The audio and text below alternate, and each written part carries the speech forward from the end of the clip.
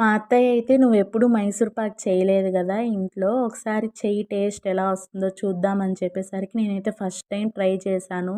Taste అయితే చాలా బాగొచ్చింది. Same as it is sweet షాప్‌లో ఎలా ఉంటుందో అలాగే వచ్చింది మైసూర్ పాక్. నోట్లో వేసుకుంటే మెల్ట్ అయిపోతా ఉన్నింది. ఇంకిలా ప్యాన్‌లో అయితే 1 ½ కప్ దాకా షుగర్ వేసుకోవాలి.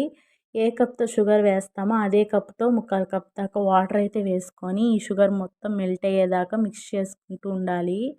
ఇంకిలా మిక్సింగ్ బౌల్‌లో మనం కప్‌తో తీసుకున్న షుగర్ అదే మెజర్‌మెంట్‌తో శనగపిండి ఇంకా నెయ్యి వేసుకొని ఉండలు లేకుండా మిక్స్ చేసుకోవాలి బాగా. ఇంకా స్వీట్ షాప్‌లో ఈ ప్లేస్‌లో అయితే నెయ్యి బదులు కుకింగ్ ఆయిల్ అయితే యూజ్ చేస్తారు. అదైతే టేస్ట్ బాగోదు.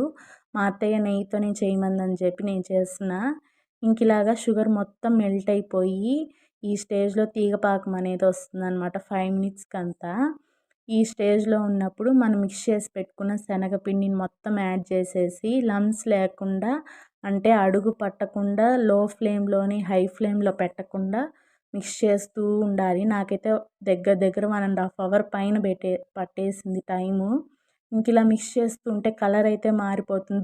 దగ్గరకొచ్చేస్తుంది. ఘీ మొత్తం సెపరేట్ అవుతూ వస్తుంది. మనం ఘీ రాసి పెట్టుకున్న ప్లేట్‌లోకి ఇలా ట్రాన్స్‌ఫర్ చేసుకొని 2 అవర్స్ కూల్ అయినాక చల్లారిపోయినాక ఇలా పీసెస్‌లాగా కట్ చేసుకుంటే మైసూర్ పాక్ అయితే రెడీ అయిపోతుంది. మీకు నచ్చినట్లయితే మీరు కూడా ఒకసారి